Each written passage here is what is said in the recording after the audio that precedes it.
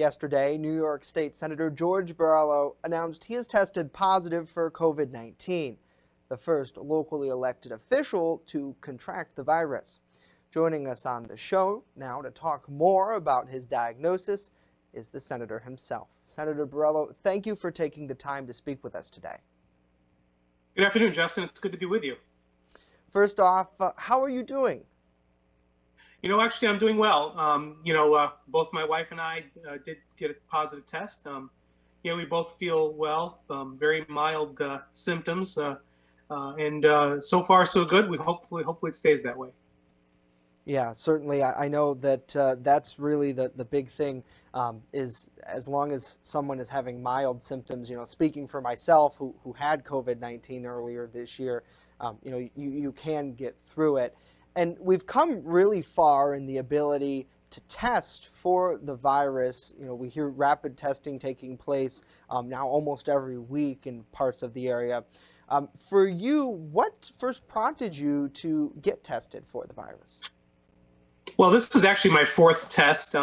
Because I am out and about in the public so often, and I do get tested regularly. In this case, I was planning on a trip to New York City for a public event with another member of the state legislature down in that area to talk about an important project we're working on together, the Nourish New York program. And so I wanted to be tested just to ensure, I was going to be interacting with a lot of people down there. And that's where the test result came from, just as a result of that. So that's kind of the story of being out in the public so often, trying to do what I can to number one, follow the safety protocols, but also periodically get tested. Yeah, certainly. And, as a public servant, you are out there in the public. I think that's one thing that a lot of people know you for, is going to events, promoting them and interacting with the community. Do you feel that the risk of transmission to others was limited by things like wearing a mask? Well, yes, obviously, I think if you look at the situation, I've been out there wearing my mask, sanitizing. If we walked into a business, you're using the hand sanitizer they had. I keep the hand sanitizer handy with me all the time. And just being conscious of the fact that, the guidelines, the CDC guidelines are, 15 minutes of close contact or more. So I would say, under all those circumstances, the risk of me transmitting this to anyone else is extremely low. So what's your plan going forward? I imagine you'll probably be quarantining at home. Yes, we've been quarantining since we got our diagnosis, and my wife and I are here. Of course, there's still emails and Zoom conferences and other things to do, but we take this very seriously. This virus is obviously very contagious, and it's very serious, particularly for people that are in the higher risk groups. So, certainly we are following those quarantine guidelines, and we would certainly recommend that for anyone else that's in a similar situation. Yeah, and I wanted to ask you, is there anything that you want to tell the community about your experience with COVID-19 so far? I know you just found out over the weekend that you tested positive, but do you have a general message or some sort of advice that you would give? Well, look, I think I will say this. We seem to have a light at the end of the tunnel now with the rollout of the vaccine very soon, but we have some very difficult days ahead of us, and so it's important that we remain vigilant. And certainly, I think when you start talking about wearing a mask, when you wear a mask, you're protecting others from you, and that's important. Those are the kind of precautions that we have been around for a while that I would certainly recommend people continue and to be careful and safe.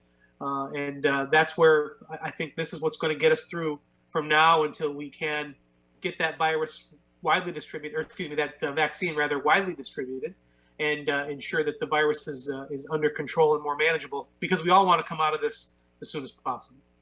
Yeah, absolutely. And a lot of, we talked before the program a little bit about the local businesses who have been since the first notion of COVID to try to continue. When you think of it, there's almost two fronts. There's the medical front of, keeping people healthy, but to the financial front, which does play a big role into our society of, keeping doors open. And it's not so much that, you keep a local business alive, but you keep the people who work for the business and the people who own the business, you know, their livelihoods continuing. For you as state senator, you've spoke out before about trying to balance the restrictions with the availability and the public safety when it comes to, having jobs for people, when it comes to having businesses open. Going forward, what's your suggestion to continue to try to weigh that as we enter the holidays and we enter what January might be a difficult time, is what the experts are saying? Yes, and again, it comes back to what we've said before, and that is to take those common sense measures to protect yourself and others. But there's no doubt there is a point of striking a balance. We're seeing now so many businesses that are closing and may never reopen. You've got long-time businesses that have closed, and that's very concerning. We have the same time you're watching, Amazon recording record profits and so forth. So the people in the in some areas are profiting off of this. So I think it's important to remember that we want to keep our local businesses healthy and economically viable. Those are the people that support our communities. Those are the people that sponsor the baseball teams and donate to charities and employ local people. Those are the ones that we want to make sure are still around for us. Still striking that balance is still critically important.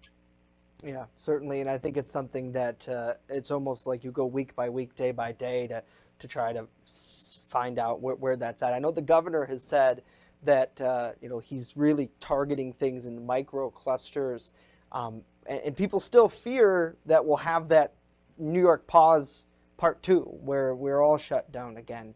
For you, you're better connected than I am. Do you feel that we're going in the direction where we're going to combat these small bits rather than having a shutdown part 2?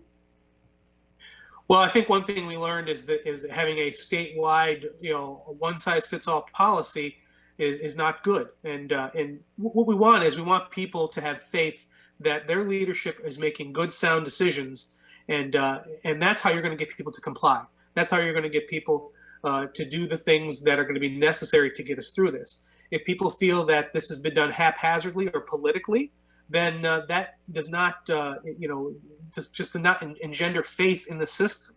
So that's why it's important, like I said, to strike a balance. Common sense on the part of our elected officials and how they act are critically important.